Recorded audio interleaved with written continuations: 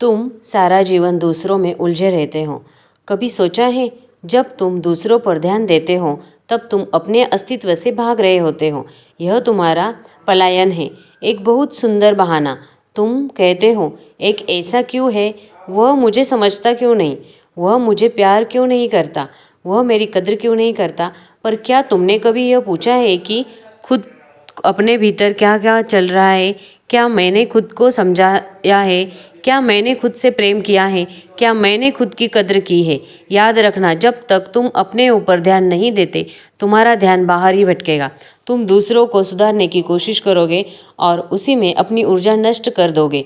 जो खुद को बदल लेता है, उसके चारों ओर का संसार अपने आप बदल जाता है। लोग मुझे कहते हैं, अगर सब लोग अपने ऊपर ध्यान देने लगेंगे तो समाज का क्या होगा? मैं कहती हूँ, तभी तो असली समाज बनेगा, क्योंकि आज का समाज झूठा है। हर कोई किसी और की ज़िंदगी में झांक रहा है और अपनी आत्मा की खिड़कियाँ बंद कर रही है। तुम अपने भीतर उतर जाओ, वही तुम्हारी असली यात्रा है। बाहर की दुनिया तो भीड़ है, भीतर की दुनिया तुम्हारा मंदिर है।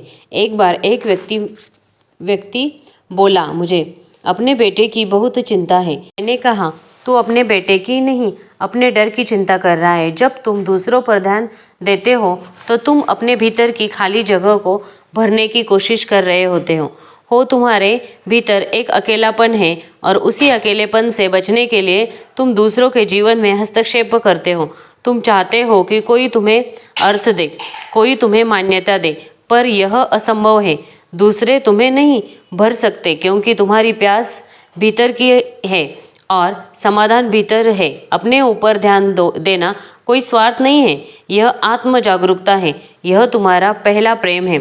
अगर तुम खुद को नहीं जानते तो दूसरों से प्रेम करने का दावा झूठा है। जैसे एक अंधा दूसरे को रास्ता दिखाए, दोनों गिर जाएंगे। तुम्हारी सारी मदद, सारी सहानुभूति, सारा परमार्थ सब झूठे हैं। अगर तुम खुद को नहीं समझते, पहले भीतर रोशनी जलाओ, फिर तुम्हारी उपस्थिति ही दूसरों की दिशा बदल देगी। बिना बोले भी तुम्हारी उपस्थिति लोगों को शांत कर देगी। तुम सोचते हो कि ध्यान का अर्थ है बैठ जाना, आंखें बंद करना। नहीं, ध्यान का अर्थ है अपना सारा ध्यान वापस लेना।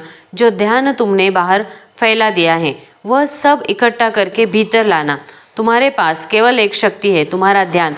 जहाँ तुम उसे लगाते हो, वही जीवन खींचने लगता है। अगर तुम दूसरों में उलझे हो तो तुम उनका संसार बढ़ाते हो। अगर तुम अपने भीतर लौटे तो तुम्हारी आत्मा खिलने लगती है। लोग कहते हैं, दूसरों के लिए कुछ करो। मैं कहता हूँ, पहले अपने लिए कुछ करो, क्योंकि जो खुद जागा नहीं, वो दूसरे को कैसे जगा सकता है? जो खुद को नहीं समझा, वो दूसरों को क्या समझाएगा? यह संसार अंधों का मेला है। हर कोई दूसरे अंधे को दिशा बता रहा है, कोई किसी को सही राह नहीं दिखा रहा है। जब तक वह खुद नहीं जागा, खुद पर ध्यान दो। इसका अर्थ है, अपनी हर भावना को देखो, हर विचार को देखो, हर प्रक्रिया को देखो। जब तुम क्रोधित होते हो तो बस देखो, जब तुम दुखी होते हो तब देखो, जब तुम प्रसन्न होते हो तो देखो। बस देखने वाला बनो। यही ध्यान है। देखने की यह क्रिया धीरे धीरे तुम्हें गहराई तक लेती जाएगी। तुम्हारे भीतर का शोर शांत हो जाएगा। तुम्हें पहली बार महसूस होगा कि तुम वह नहीं जो सोचते हो, तुम हो वही जो देख रहा है।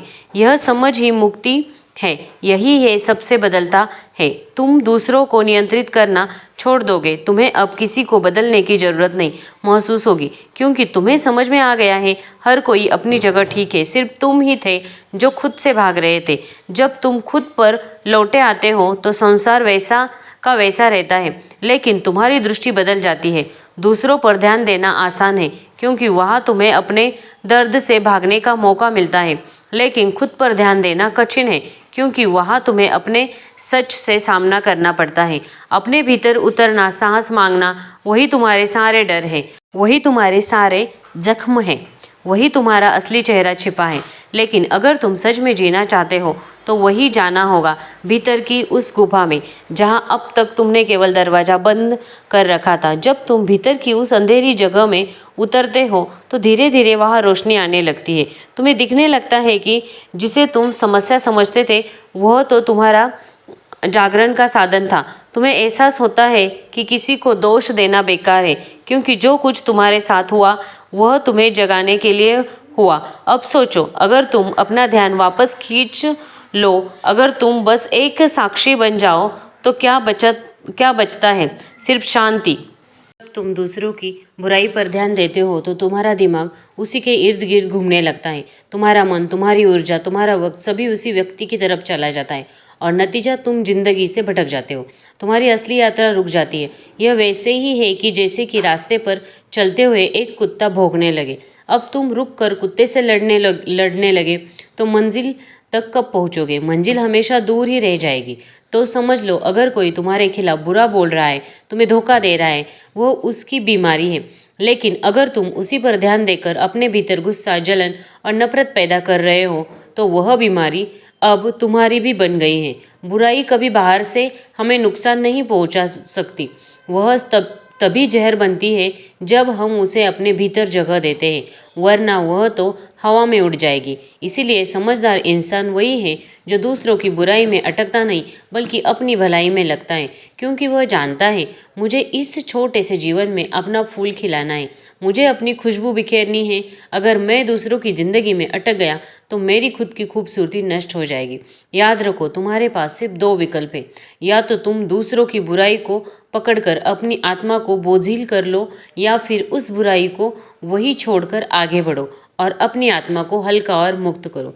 जिंदगी का मजा तभी है जब तुम हल्के होकर जियोगे, वरना बोझ उठाते उठाते तुम मर जाओगे और कभी भी जीत नहीं पाओगे। जरा ठहरो और खुद से पूछो, तुम्हारे जीवन में सबसे कीमती चीज क्या है? पैसा, घर, रिश्ते, नाम, शोहरत? नहीं, इनमें से कोई भी चीज असली नहीं है। यह सब बाहर की चीजें हैं जो कभी भी छीन सकती है। तुम्हारे जीवन की सबसे कीमती चीज है तुम्हारा अस्तित्व, तुम्हारे भीतर का वो बच्चा जो मासूम है, शांत और जीवन खुशियों से भरा है। लेकिन दुख की बात यह है कि हम दूसरों की बुराई, दूसरों की आलोचना, दूसरों की नफरत पकड़कर उसी मासूम में को रोज रोज घायल करते रहते हैं। जैसे कोई तुम्हारे दरवाजे पर आकर कूड़ा फेंक जाए और तुम उसे अपने ड्राइंग रूम में सजा कर रख लो। क्या यह समझदारी है? नहीं, लेकिन यही तो हम करते हैं। कोई हमें बुरा कह देता है और उसे हम बुरे शब्दों में डांट देते हैं, अपने भीतर गूंज देते हैं, और कोई हमें धोखा देता है तो हम उस धोखे को अपने आत्मसम्मान पर दाग बना लेते हैं। धीरे धीरे दूसरों की बुराई हमारे में कमजोरी कर देती है और हम भूल जाते हैं कि हमारी सबसे बड़ी कमजोरी हमारी आत्मा की सुरक्षित रखना है। याद रखो, बाहर का संसार तुम्हारे बस में नहीं है। लोग बुरे होंगे, धोखेबाज होंगे, झूठे बोलेंगे, लेकिन तुम्हारे भीतर का संसार पूरी तरह तुम्हारे हाथ में है। तुम्हें तय करना है कि किसे भीतर आने देना है और किसे बाहर छोड़ना है। अगर कोई तुम्हें गाली देता है तो तुम उसे अपने भीतर नहीं लेते, तो वह गाली हवा में बह जाएगी। सोचो, कितना गहरा विचार है। समस्या उस गाली की नहीं है, समस्या इस बात में है कि तुमने उसे भीतर उतारा या नहीं।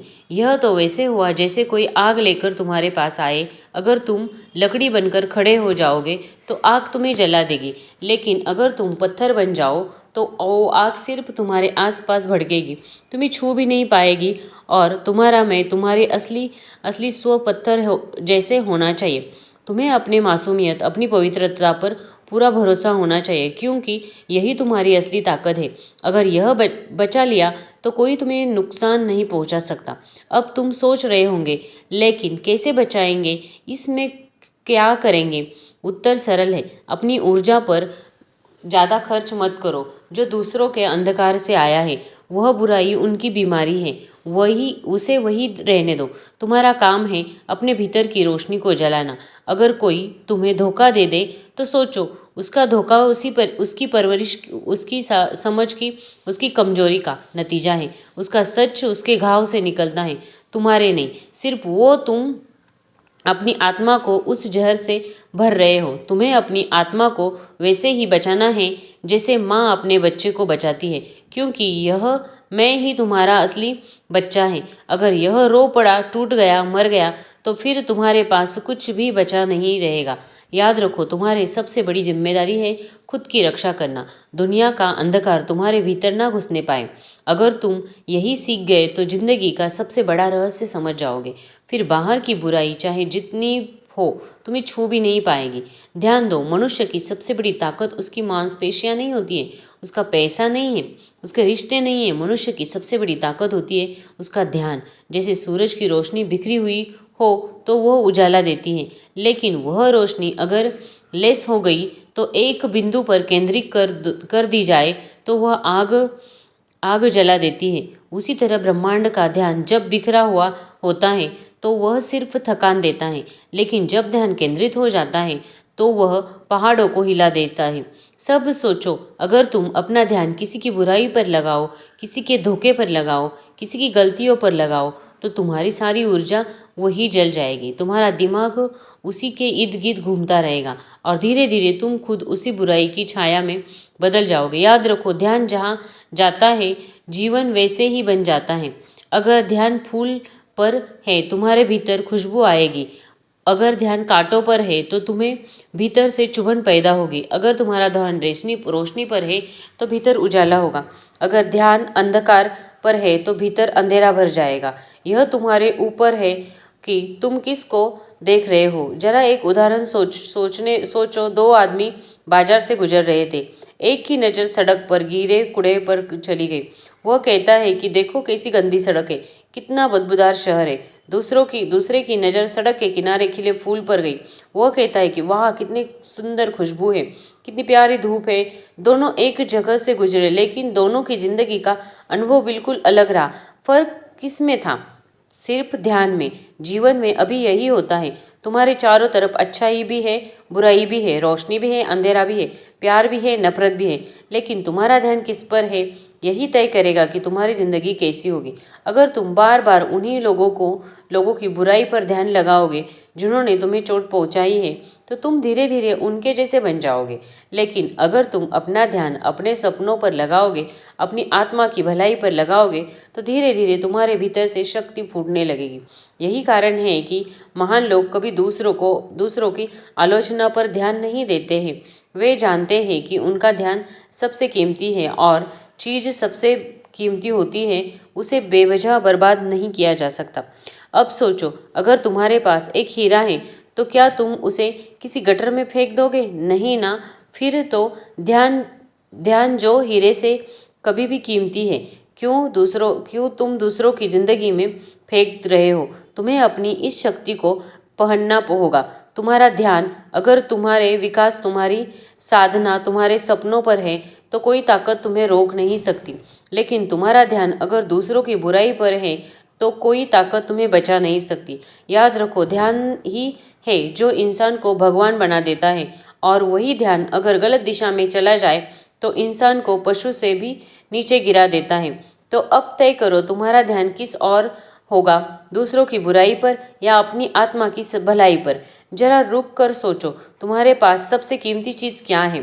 क्या वो पैसा है? क्या वो दोस्त या रिश्तेदार? क्या वो घर, गाड़ी, तुम्हारी पहचान? नहीं, सबसे कीमती चीज़ है समय। समय ही जीवन में सबसे कीमती होता है। तुम्हारी धड़कनें गिन रही है तुम्हारे पास कितनी जिंदगी बची है। हर पल, हर मिनट तुम्हें मौत के करीब ले जा रहा है। और हैरत की बात यह है कि इंसान सबसे सस्ती चीज़ है तरह कि इसी समय को बर्बाद करता है। अगर कोई तुमसे तुम्हारी वस्तु ले ले तो तुम लड़ पड़ोगे। अगर कोई तुम्हारे पैसे छीन ले तो तुम पुलिस बुला दोगे। लेकिन अगर कोई तुम्हारा समय छीन ले तो तुम्हें बेमतलब की बातों में उलझा ले, तुम्हारे मन को गुस्से और नफरत में फंसा दे, तो तुम चुपचाप उसे दे देते हो। क्या यह मूर्खता नहीं है? अब जरा गहराई से समझो, जब तुम दूसरों की बुराई पर ध्यान लगाते हो तो तुम सिर्फ अपना मन नहीं खोते, तुम अपना समय भी खोते हो।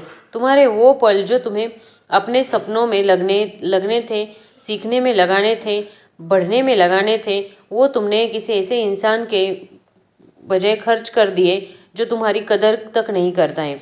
यह वैसे ही है जैसा कि कोई चोर तुम्हारे घर से नहीं चुरा कर ले जाए और तुम उसे रोकने की बजाय ताली बजाओ। तुम्हारा समय तुम्हारा हीरा है और तुम ऐसे लोगों पर अपना समय बर्बाद मत करो, तुम्हारे ही खिलाफ जो जहर घोलते हैं। एक और गहरी सच्चाई सुनो, जिसके बारे में तुम सोच कर अपने समय को जला रहे हो, वो लोग शायद तुम्हें याद भी नहीं कर रहे होते। वो अपने जीवन में मस्त है और तुम अपने उनके जीवन के नाम पर अपने कीमती घंटों, दिन, साल बर्बाद कर रहे हो। क्या यह सबसे बड़ा धोखा नहीं है? समझदार इंसान वही है जो अपने समय का मालिक बनता है। वह जानता है कि मुझे अपनी ऊर्जा कहाँ लगानी है और किसे नज़रअंदाज करना है, क्योंकि उसका हर मिनट उसका हर निवेश है।